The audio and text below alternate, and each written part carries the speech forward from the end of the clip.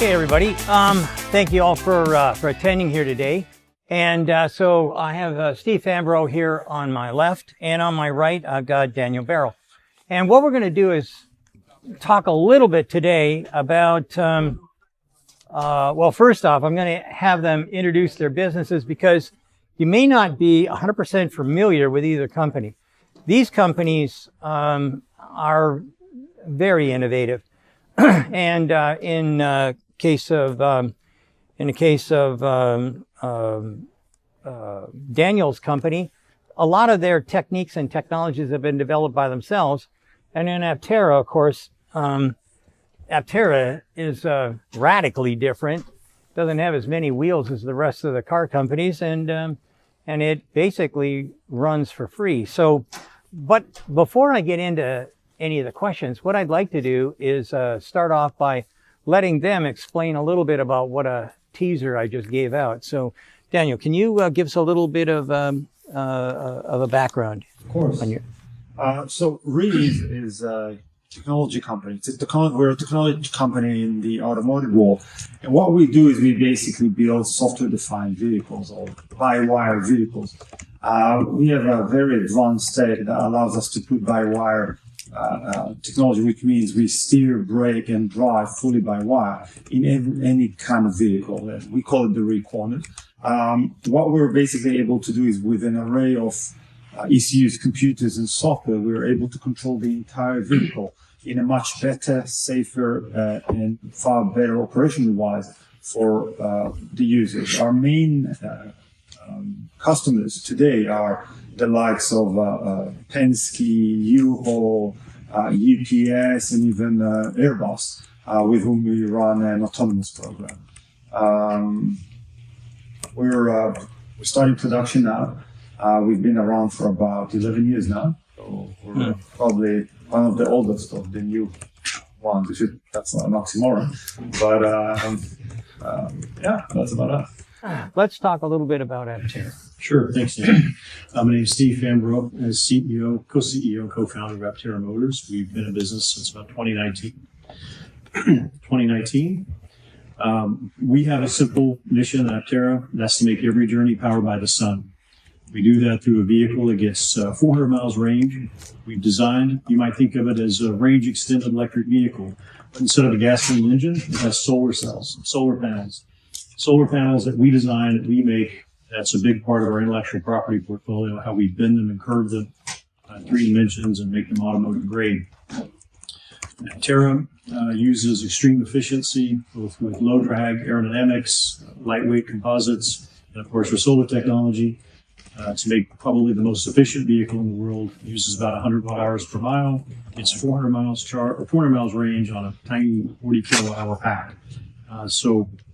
We've got about 50,000 pre-orders, about 2-3 years of production pre-sold. So we've got a lot of work to do to build it, and it's in production. We're almost there. Okay, we've got one major feature. How many wheels is your car? 3. 3. So for those of you who say, 3 wheels, that's going to flip over. How many people here have ever seen me drive anything on Monroe Live YouTube? Yeah. Did you see me hold back? No. Okay, so at the end of the day, they gave me a 3-wheel vehicle to try out.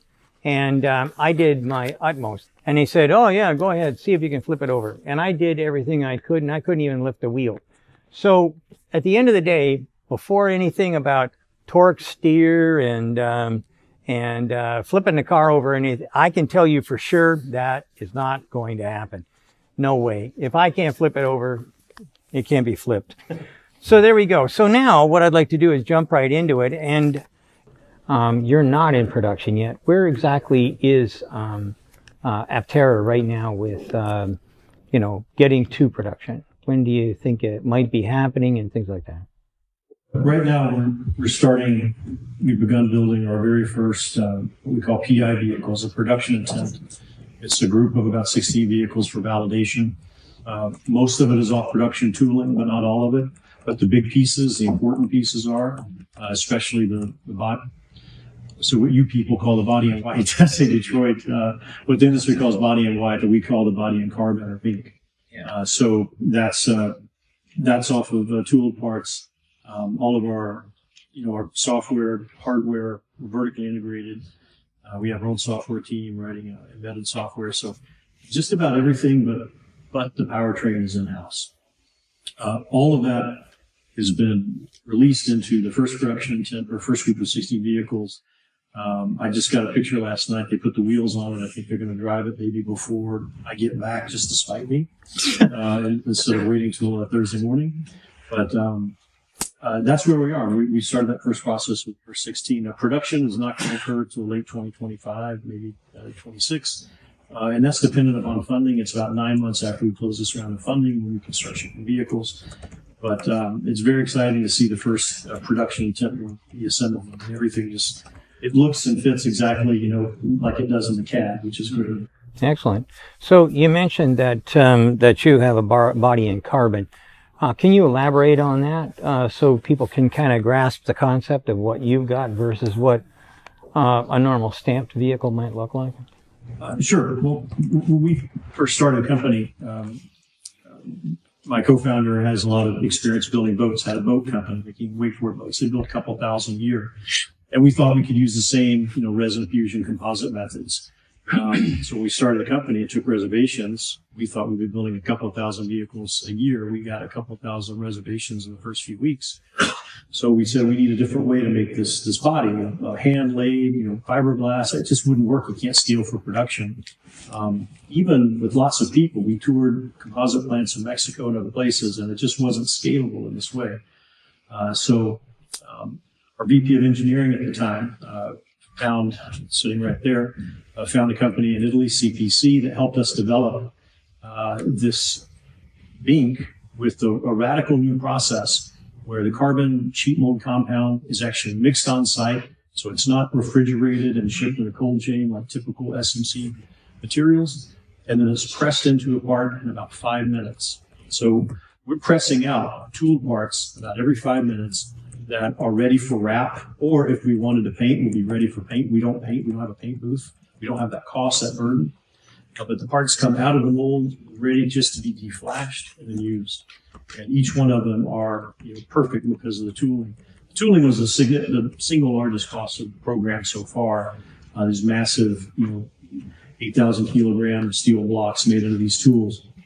But instead of a progressive die aluminum or steel part where you might have to make several different presses because of the shape, these parts come out in one press. So every 5 or 6 minute part comes out. We're able to do 40 vehicles a day with the tools that we have. We just need to get to that step in terms of the assembly process. So one of the things that I'm not sure how many stampers we've got in the audience, but prior to becoming an engineer, I was a tool maker. And making stamped parts consistent is extremely difficult. Steel warps, especially when you weld it. And then bits and pieces come in slightly different to each other. And in a lot of cases, you're kind of bending the part into shape when you have your welding fixtures. And when Steve was talking about a perfect vehicle or a perfect part, carbon fiber is a stone. It has no warp. It doesn't distort with heat or cold. And it gives you the opportunity to build a perfect car every time. What does that mean? Well, on the assembly line, you have some extra tools usually that people don't really see or know about. And they would be rubber hammers, actually steel hammers, 2x4s, pry bars. And sometimes the guys will make up their own little, they're usually made out of a nut, and it's called a kick plate. You put it into the door, slam the door, and it cocks the door up to where you need it or want it to be. These kinds of things don't happen with carbon fiber. And the way we found that out was with the very first BMW i3 that came out, where everything was absolutely perfect. No matter which car we looked at, it was within tenths of a, well, I was going to say tenths of a thou, but tenths of a millimeter. These things are dead accurate. And so that's going to, I think, give you a huge advantage as you move forward. So can you tell us a little bit about what testing and validation you've done? Why don't you give us a little background on that? Sure. The reason the vehicle has 3 wheels is to be the most efficient.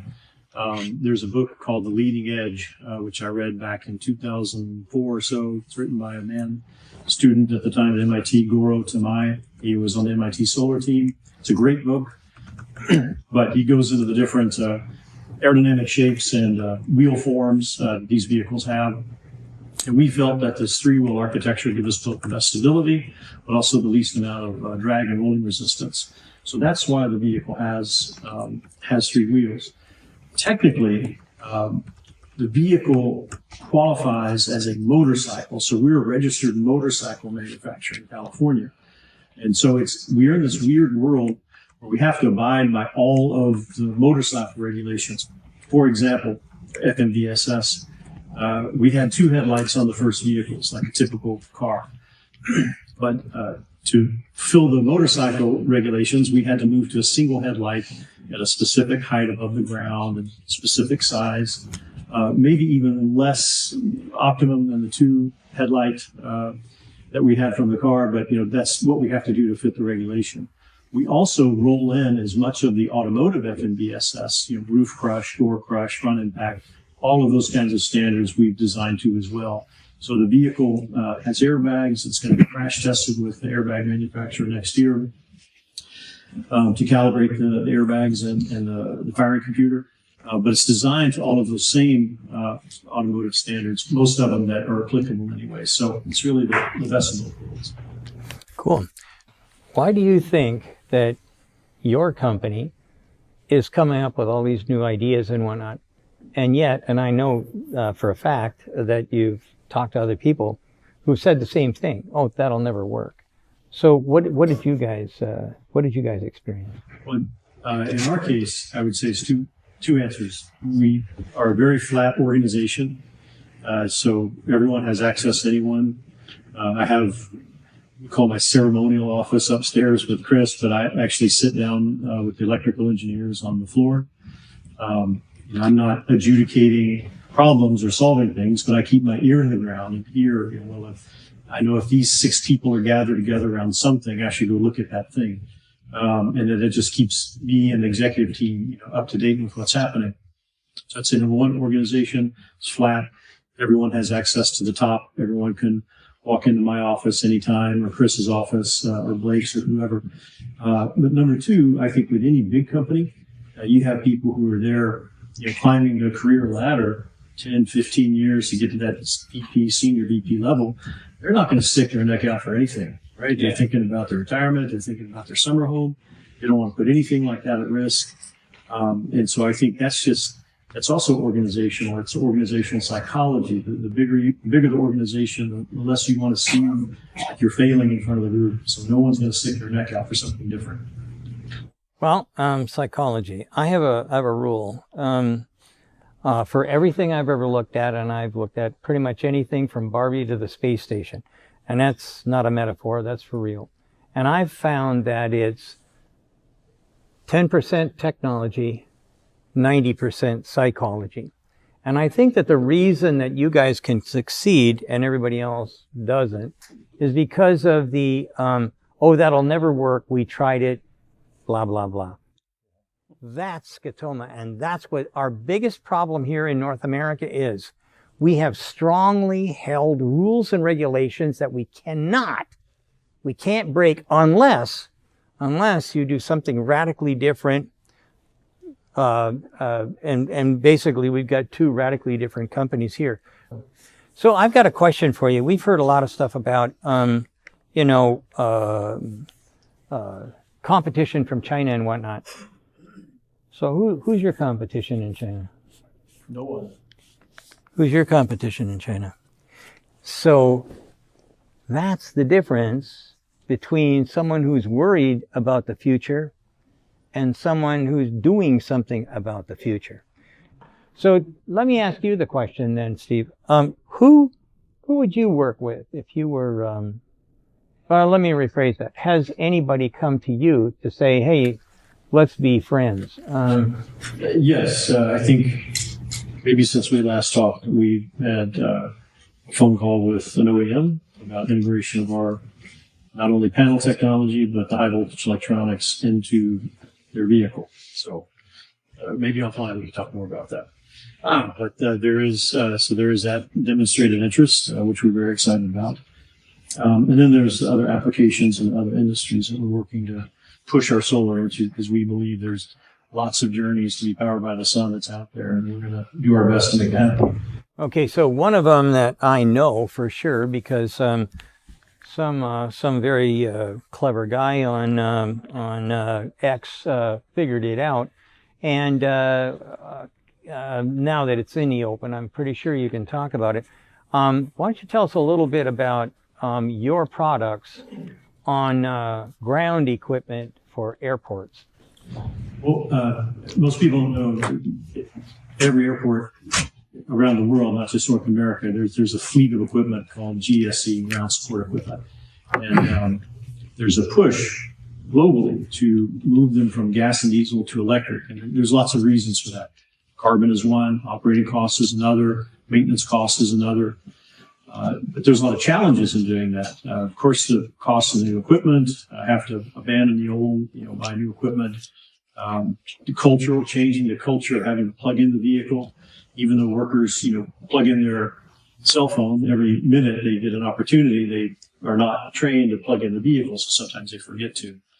And then, of course, the infrastructure.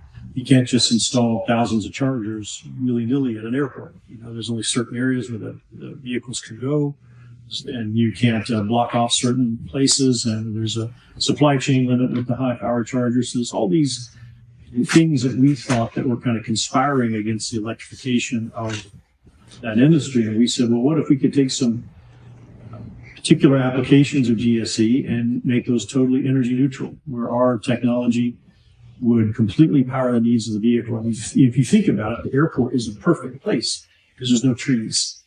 Basically, it's full sun all the time if it's not cloudy. There's a lot of places where it is cloudy, rainy a lot of the year.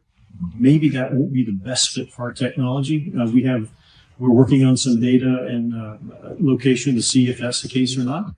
But there's certainly lots of places where it is. And so we deployed one of those at Salt Lake Airport. There's a pushback tractor there that's working for a particular airline, where every time that tractor pushes that plane back to the ramp to taxi and take off, it's powered completely by the sun. They don't have to plug that thing in at all. So that's just one piece of equipment, one example, one airline, but you multiply it across all the different pieces of equipment, different airlines around the world. It's a massive opportunity for us.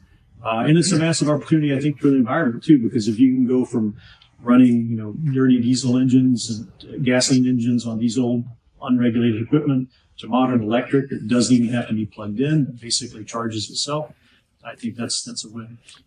So, same question to you. What do you think, Steve? Well, first, I just want to talk about your example of horse poop. I think it's a great analogy of how a lot of the industry doesn't understand the nature of the opportunity with EVs. So the equivalent of modern EVs from virtually every OEM making gasoline engine sounds is like having a pooping device on your car to make it poop to recreate the horse experience, right? Makes absolutely no sense. Why would you do that? Why would you go backwards? So I think for me and most everybody in our company, we don't need those kinds of things. Virtually everybody there drives electric vehicles because we love them. They're fast, they're efficient, they accelerate past everybody else effortlessly. They require zero maintenance. I have 3 of them in my family. And it is the future, whether or not in other places it adopts as fast or quickly. I definitely believe it's the future. Is there any kind of wrap-up thought? They say California leads the nation in terms of how it adopts new technologies and deploys these technologies. I think you're going to see that continue to be reflected. Electric vehicle sales in California and the country have completely outstripped virtually every financial prediction, from Jefferies or Chase Bank or these other banks that they produce McKinsey studies saying, here's the ramp of electric vehicles, and we've blown past that. Mm-hmm. And that's because people recognize just what a superior experience it is. But you can't increase it by beating people over the head with it. You just have to let them drive and experience it, and they see for themselves, and it sells itself. And that's what I've been basically saying. If we want to see electrification, you're going to have to see people in electric cars, taking them on for a day or two, just to see how much better it is. And quite frankly, I said this in the last session that I was in, talking to some guys at Volkswagen in Germany, and what did they come back with? They said that if we can get a German inside of an electric vehicle, then the product is sold. Period. So with that, we're done. So anyways, thank you all for thank you first, Daniel and Stephen. Thank you for being with us, and thank you for paying attention.